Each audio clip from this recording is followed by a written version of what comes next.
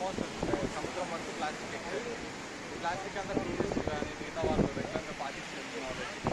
చాలా మంది ప్లాస్టిక్ వ్యర్థాలు ఎక్కువైంది. ఈ బీచ్ని కొంచెం బ్యూటిఫుల్గా చేయడం వల్ల కొత్తపట్నం దానికి ఒక అటెన్షన్ క్రియేట్ అవుతుంది.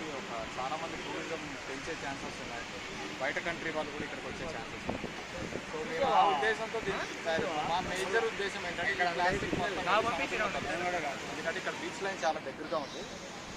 సో ఎంత ప్లాస్టిక్ ఉన్నా గాలికి పోయి సముద్రంలో పడి అది మళ్ళీ సముద్రంలోకి వెళ్ళి మిక్స్ అవడం వల్ల మెరీన్ బయాలజీ ఎకాలజీ అంతా డిస్టర్బ్ అవుతుంది.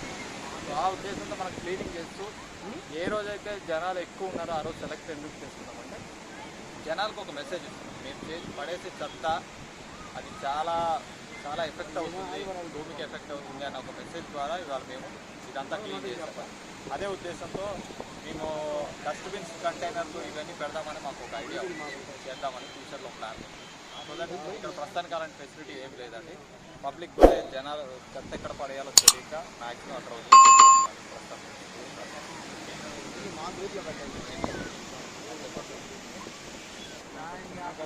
వేసి ప్లాస్టిక్ మనం సముద్రంలో ఎందుకు కలవకూడదు అని మనం ఎందుకు అంటామంటే ప్రపంచంలో ఎవ్రీ ఇయర్ 80 లక్షల టన్నుల్లో ప్లాస్టిక్ అన్నది జనాలు సముద్రంలోకి మిక్స్ అవుతుంది. మనం పడేసే ప్లాస్టిక్ అంతా 80 లక్షల టన్నులు ఎవ్రీ ఇయర్ వచ్చి సముద్రంలో మిక్స్ అవుతుంది.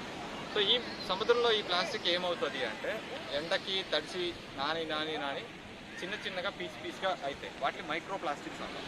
ఈ మైక్రో ప్లాస్టిక్స్ని చిన్న పురుగులు అనుకొని చేపలు మింగుతాయి అన్నమాట.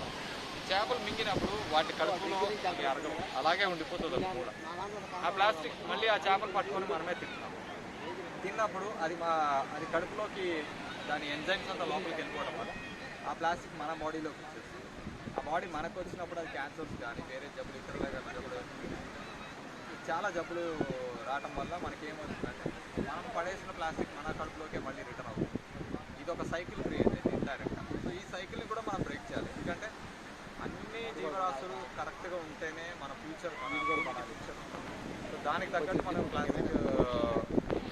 ప్లాస్టిక్ని సముద్రంలో వెళ్లకుండా ఆపటం ఎంత బాధ్యతగా మనం ప్లాస్టిక్ వాడటం అన్నది మనకు ముఖ్యమండి. మనం సరాసరి చూసుకుంటే ఇవాళ 5 ట్రిలియన్ల ప్లాస్టిక్ ప్రొడక్షన్ రెడీ అవుతుంది ఎవ్రీ ఇయర్. 5 ట్రిలియన్ అంటే 50 కోట్ల టన్నులు 50 కోట్ల టన్నులు ప్లాస్టిక్ ఎవ్రీ సంవత్సరం క్రియేట్ అవుతుంది. అందులో మనం వాడి పడేసేది సంవత్సరానికి 80 లక్షల టన్నులు దాకా.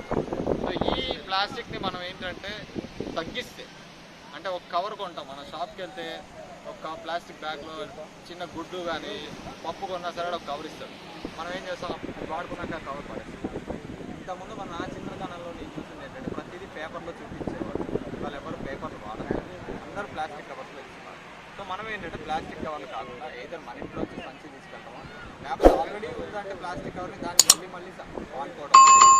ఈ ప్లాస్టిక్ కవరు ఎన్నిసార్లు వాడినా పాడవని ప్లాస్టిక్ కవరే కాబట్టి మనం ఎన్నిసార్లు అయినా వాడచ్చు. కానీ కరెక్ట్గా మనం వాటిని సింగిల్ యూజ్ ప్లాస్టిక్ అనుకుంటున్నారు. ఒక్కసారి వాడేసి మనకి పడేది. దీనివల్ల ఇది ఇంతగా జనరేట్ అవుతుంది. కాన్సెప్ట్ ఏంటంటే ఇక్కడ లోకల్లో మేము యాక్చువల్గా డస్ట్బిన్ సెటప్ చేద్దాం. కానీ డస్ట్బిన్లు పెడితే ఎవరు ఎందుకంటే బోరింగ్. సో కొంచెం ఇన్నోవేటివ్గా థింక్ చేసి ఒక చేప రూపంలో ఎందుకు చేయాల్సి వస్తుందంటే మనం పడేసే ప్లాస్టిక్ ఎలాగైనా సముద్రంలోకి వెళ్ళి చేప తింటుంది.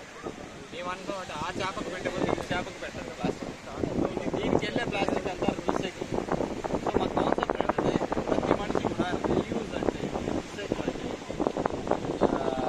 ఇది మనకు అర్థమైంది. రీయూజ్ రీసైకిల్ చేసినప్పుడు దీంట్లో వెళ్ళే ప్లాస్టిక్ సాధ్యమైనంత వరకు రీసైకిల్ ఫ్యాక్టరీస్కి పంపించాలని ఉద్దేశంతోనే సెటప్ చేయాలి. దీన్ని చూడగానే పబ్లిక్ అట్రాక్టివ్గా ఉంటుంది. సో దానివల్ల దీంట్లో ప్లాస్టిక్ బాటిల్ పడేయాలని మేము అనే ఒక ఫీలింగ్ వాళ్ళకు రావాలని క్రియేట్ చేశాము. ఇది మన కొత్తపట్నంలో ఒక అద్భుతమైన కళాకారుడు పల్లెపాలెంలో మిస్టర్ సుబ్బారావు గారు ఉన్నారు. అతను క్రియేట్ చేసి ఇచ్చారు వితిన్ టైంలో. థ్యాంక్స్ టు సుబ్బారావు గారు. అట్ ద సేమ్ టైం మనం ఏం చేయాలనుకుంటున్నామంటే దీంట్లో మేము పేరు పెడదామనే ఒక ఉద్దేశంలో లోకల్లో చేపలు పట్టే వాళ్ళని అడిగితే మేము ఉద్దేశించిన చేప డిజైన్ వేరు, కానీ మనకు వచ్చింది లోకల్ చేప వాళ్ళు దీన్ని పండు కప్ప అని ఒక పేరు పెట్టారు. దాన్ని ఇంగ్లీష్లో పఫర్ ఫిష్ అంటారు. ఎందుకంటే మీ ఈ కోస్ట్ లైన్లో ఎక్కువ చూస్తే అవి చాలా వరకు చచ్చి పడిపోయి ఉంటాయి వాళ్ళలో వచ్చి. సో ఆ మెసేజ్ ద్వారా దీనికి పఫర్ ఫిష్ అనే పేరు పెట్టాము. దీన్ని పండు కప్ప అని కూడా తెలుగులో. డిజైన్ అలా రాకపోయినా మా ఉద్దేశంలో ఇది మా పఫర్ ఫిష్, ఇది మనందరి పఫర్ ఫిష్. దీన్ని వాడుకోండి, ప్లాస్టిక్ డబ్బాలు నీటిలో వేయండి, సముద్రంలో పడేయొద్దు, దీనికి తినిపించండి. దీనికి ఎప్పుడూ ఆకలే. ప్లాస్టిక్ ఎన్ని బాటిల్ ఉన్నా అన్ని బాటిల్ దీంట్లో వేయండి. దయచేసి దీంట్లో తడి చెత్త మాత్రం వేయొద్దు, ఎందుకంటే ఇది పాడైపోతుంది. ఇది చాలా కష్టపడి సెటప్ చేసి పొడి చెత్త మాత్రం వేయండి, పొడి ప్లాస్టిక్ బాటిల్స్ మాత్రం వేయండి. Thank you.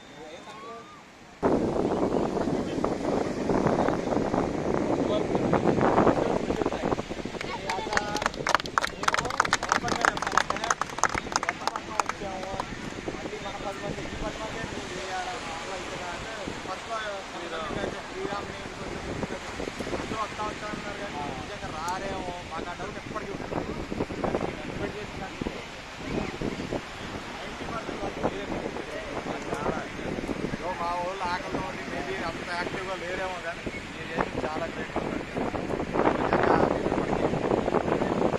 కూడా మెసేజ్ మనకంటే ముందు చాలామంది ఇనిషియేటివ్స్ తీసుకున్నారు.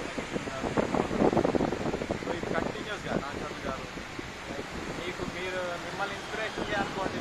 మీరు ఆల్రెడీ చేశారన్న విషయం మాకు ఆల్రెడీ తెలిసింది. రైట్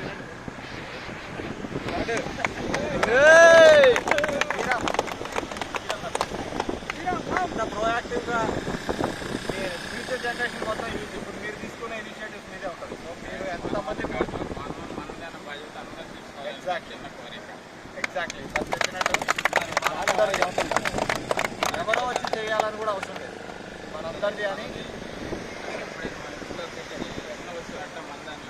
అదే. అలాగే ప్రతి పని కాడ నాది అన్న దాంతో సంస్కృతి చేయాలని ఆ స్వార్థం ఉండాలండి. అలా అనుకున్నప్పుడే బాగుపడతాయి. నాది అని సంస్కృతి అనుకుంటాను. అందరం కలిసి చేసిన ఫస్ట్ స్టెప్ ఇది.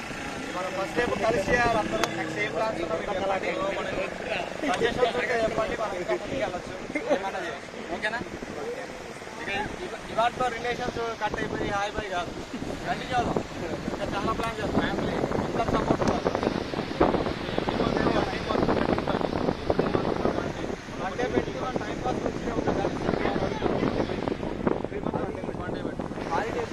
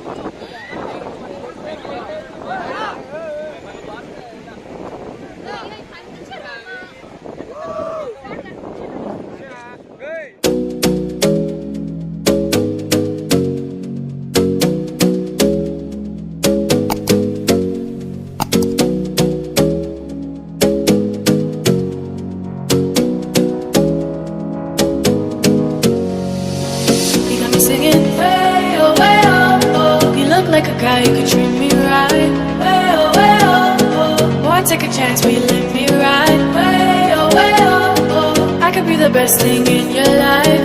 Way oh, you got me singing. Way oh, you look like a guy, you could treat me right.